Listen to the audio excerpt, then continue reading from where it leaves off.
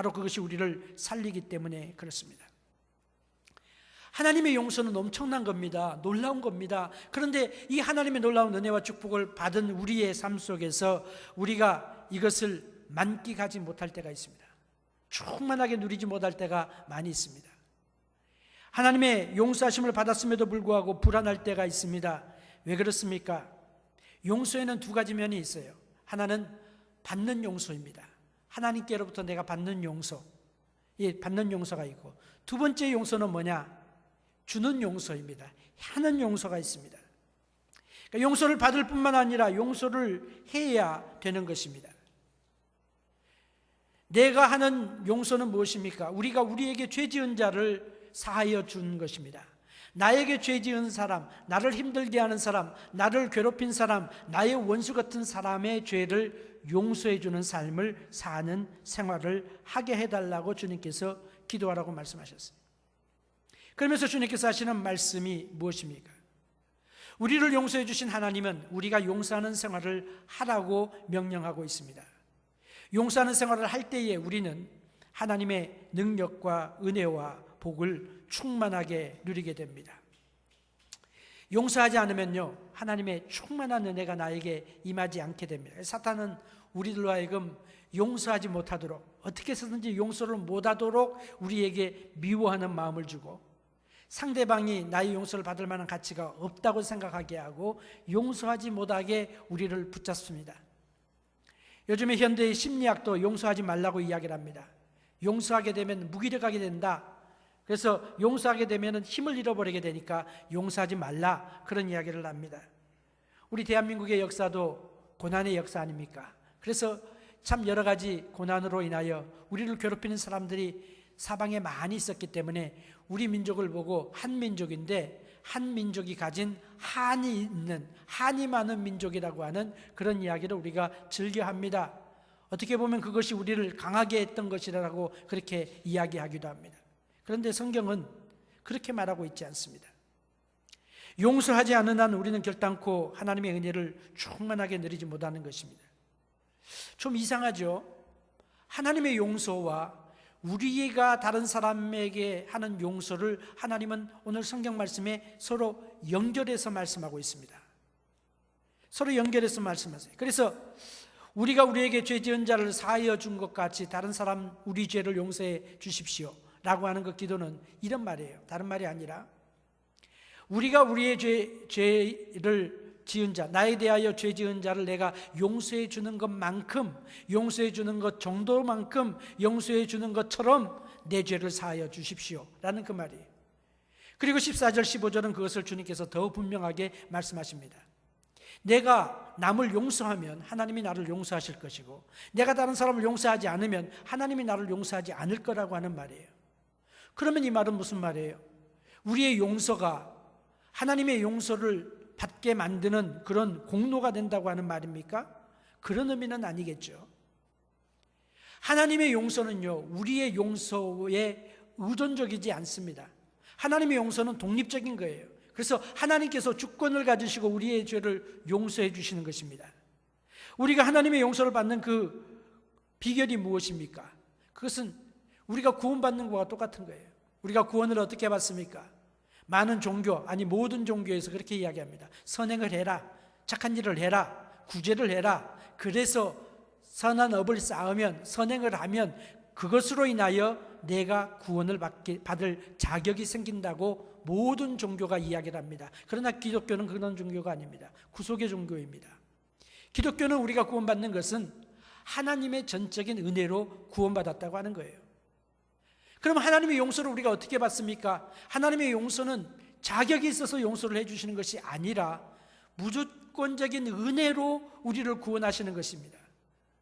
아버지께 범죄하고 멀리 도망갔던 탕자 있잖아요. 탕자가 돌아올 때에 탕자가 아버지를 기쁘게 위하여 한 것이 무엇이 있습니까? 아무것도 없어요. 그렇죠?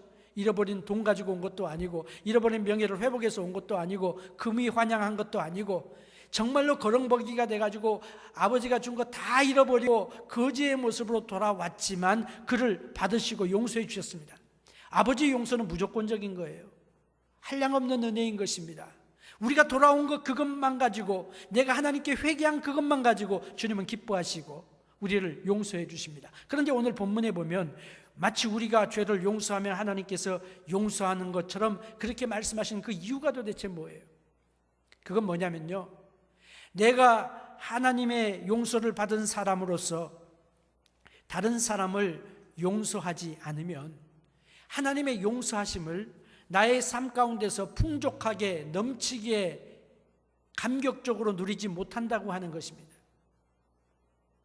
내가 다른 사람을 용서할 수 없다, 나는 하나님의 사랑으로 내 용서함 받았지만 나는 다른 사람을 용서할 수 없다고 하는 것은, 그것은 나의 믿음의 상태, 나의 영적인 성숙함에 대한 아주 즉각적인 직접적인 표현이 되는 것입니다.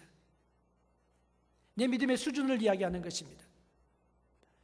창조의 본질상 우리는 주어야 받을 수 있는 그런 존재입니다. 하나님의 사랑을 우리가, 하나님께서 아무리 나에게 많이 내려주신다고 할지라도 내가 하나님의 사랑에 대하여 느끼지 못할 때가 있습니다. 마치 오리가 물 위에 떠 있습니다. 오리가 물 위에 떠 있지만 오리의 깃털은 물에 젖지 않습니다. 왜 그렇습니까? 오리의 깃털에는 기름이 많거든요. 특별히 오리 꼬리 부분에는 기름이 흘러내리기 때문에 물이 거기에 닿아도 그냥 흘러가 버리는 거예요. 거기 결단코 적시지 못하는 거예요. 하나님의 사랑이 있어도 내가 그것을 경험하지 못할 때가 많이 있습니다. 왜 그렇습니까? 나에게 편손의, 저는 이걸 갖다 이제 제가 지은 이름입니다만은, 편손의 원리를 성경이 가르쳐 주시는 거죠. 내가 두 손에 무엇을 잡고 있으면요, 새로운 것을 받을 수가 없습니다. 그렇죠? 내가 있는 것을 놓아야 하나님의 은혜를, 하나님이 주시는 것을 받을 수가 있습니다. 내가 내 손을 펴가지고 사랑을 주면 하나님의 사랑이 나에게 어떻게 증폭되어서 나에게 다가오는 거예요. 내가 내 손을 펴가지고 다른 사람을 용서하면 하나님의 사랑을 나는 경험하고 누릴 수 있게 되는 것입니다.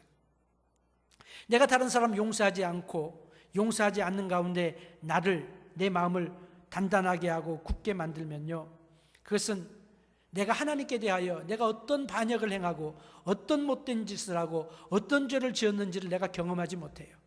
깨닫지 못해요. 그리고 깨닫지 못하기 때문에 결국은 용서를 구할 필요도 느끼지 않게 되어지고 우리의 신앙생활과 우리의 삶은 점점 삭막해지는 것입니다. 하나님께서 사랑에 대하여 말씀하시면서 하나님을 사랑하는 것과 하나님을 사랑하는 것과 이웃을 사랑하는 것이 다른 것이 아니라고 말씀하셨습니다. 우리가 곧 묵상할 내용입니다만, 마찬가지로 하나님의 용서와 우리가 다른 사람을 용서하는 것이 다른 것이 아니라고 하는 거예요. 같은 거라고 하는 거예요. 연결지어서 말씀하고 계십니다. 다른 말로 하면 용서를 해야 하는 것은 이건 해도 되고 안 해도 되는, 아니면은 내가 좋으면 할 수 있는 그런 어떤 옵션이 아니라, 선택할 수 있는 것이 아니라, 용서는 하나님의 자녀로서 하지 않으면 안 되는 것을 우리들에게 가르쳐주고 계십니다. 왜 우리가 용서할 수 있습니까? 하나님이 용서하셨기 때문에 우리가 용서하는 것입니다. 왜 우리가 용서해야 됩니까? 용서하는 것은 우리가 용서를 필요로 하는 사람이기 때문에 그렇습니다. 내가 다른 사람을 용서해 줘야 될, 나의 용서를 받아야 될, 나를 향하여 나쁜 짓을 행하고 나를 피해를 입힌 사람들이 우리 주변에 있지만 나 역시 또한 다른 사람의 용서를 받아야 될 그런 사람이기 때문에 그런 거예요. 존 웨슬리가 미국의 조지아 콜로니의 장군이었던 제너럴 오글리트롭이라고 하는 사람을 만나게 되었습니다. 그 사람이 아주 강하게 이야기를 합니다. 나는 결코 용서하지 않습니다. 웨슬리가 이야기를 합니다. 그렇다면 나는 당신이 결코 죄를 짓지 않기를 바랍니다. 내가 죄를 짓게 되면요, 하나님 앞에 대한 죄지만 내가 죄를 지으면 모든 죄가 다 그렇습니다. 나의 죄로 인하여 그 누군가가 상처를 입게 됩니다. 그 누군가가 어려움을 당하게 됩니다. 거짓말도 그렇고요, 살인도 그렇고요, 모든 범죄가 다 마찬가지예요. 그래서 용서하지 못하면 우리가 용서를 받지 못한다고 하는 거죠. 마치 용서하지 않는다고 하는 것은 나는 용서가 필요 없다, 그러므로 나는 용서하지 않겠다라고 하는 사람은 우물물을 갖다가 배설물을 집어넣는 사람과 마찬가지예요. 사막을 여행하는 사람이 우물물을 만나게 되었습니다. 우물을 마셨습니다. 너무너무 좋았습니다. 다른 사람이 이 물로 인하여 시원하게 마실 것을 또 생각하니까 배가 아팠습니다. 그래서 그 안에다가 모든 더러운 오물을 다 집어였습니다. 얼마 후에 그가 얼마 지나지 않아서 다시 그곳을 지나가게 되었습니다.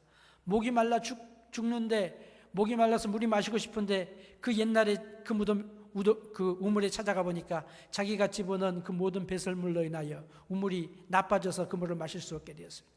그런 현상이 부메랑 현상이 나에게로 돌아오게 되는 거죠. 어떻게 우리가 용서하는 생활을 할 수 있습니까? 용서하며 살라고 주님께서 말씀하셨는데, 용서하는 삶을 살기 위해서 우리가 기억해야 될 것이 있습니다. 내가 만나는 모든 사람들, 내 주변에 있는 모든 사람들이 다 나 용서를 받아야 되는 사람이라고 생각을 해야 됩니다. 완전한 사람은 없다고 하는 것입니다. 용서가 필요 없는 완전한 그런 관계도 없는 것입니다. 부부 사이에도 용서가 필요합니다. 친구 사이에도 용서가 필요합니다. 심지어는 성도들 사이에도 용서가 필요합니다. 용서가 필요해요. 용서해야 되는 거예요. 그래서 교회가 뭐냐? 교회에 대해서 여러 가지로 정의합니다만은 교회가 병원이다 하는 이야기가 바로 그런 의미인 것입니다. 예수님께서 뭐라고 말씀하셨습니까? 내가 의인을 위하여 온 것이 아니라 죄인을 찾아서 구원하기 위하여 오셨다고 했습니다. 내가 건강한 사람을 위하여 온 것이 아니라 의원이 누구에게 필요하냐? 건강한 사람에게 의원이 필요한 것이 아니라 병자들에게 의원이 필요한 것처럼 내가 병든 자를 찾아 고치기 위하여 오셨다고 주님께서 말씀하셨습니다. 왜 그래요? 병든 사람을 보면요, 실수가 너그럽게 봐주잖아요. 왜? 아프니까 넓게 봐주는 거예요. 병원에서는 모든 실수가 용서가 되어집니다. 대소변 제대로 가리지 못하는 것, 병원에서는 용납이 되어집니다. 음식을 흘리는 것, 그것 때문에 병원에서 야단맞지 않습니다. 마비되어서 제대로 걷지 못하는 것, 그거 병원에서 그것 때문에 그런 거 야단맞지 않죠. 마찬가지예요. 내가 교회에 나온 것은, 예수 믿어 구원함 받은 우리 하나님의 자녀들이 된 것은, 교회 생활하는 것은 하나님의 자녀로, 우리가 하나님의 자녀라고 하는 그런 귀한 직분은 가졌지만, 지위는 가졌지만 우리의 삶 속에서는 죄스러운 옛날의 죄의 모습들이 여전히 남아있는 부분들이 있습니다. 그래서 이 못된 성질을 고치기 위하여 사실은 예수 믿는 것입니다. 궁극적인 축복은 구원이 있지만, 그런데 그 못된 성질을 나무랄 수 없는 거죠. 그렇다고 해서 마음 놓고 못된 성질을 부리라는 건 아니에요. 누가 나를 기분 나쁘게 했을 때 우리가 너그럽게, 우리가 기쁨으로는 안 될지라도 용서하는 마음을 가져야 된다는 말이죠. 용서라는 말이 성경에 한 60번 나오는데 그 중에 20번 정도는요, 22번은 서로 용서하라는 말씀이에요. 용서는 일방적인 것이 아니라 쌍방통인 거예요. 쌍방통이. 서로 용서해야 되는 거죠. 서로 용서해. 나는 다른 사람 용서하지 않으면서 나는 용서하라 그렇게 말하는 게 이율배반적인 것 아니겠습니까?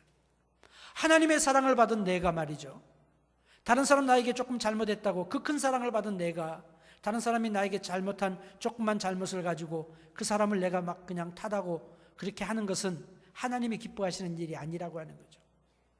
주님께서 주신 그 1만 달란트 탕감받은 사람의 이야기가 바로 그런 것 아니겠습니까? 하나님이 나에게 하신 그 용서는 엄청난 거예요. 그래서 내 1만 달란트와 같은, 1만 달란트는요, 말로 돈으로 환산할 수 없는 그런 천문학적인 숫자입니다. 1만 달란트라고 하는 거예요.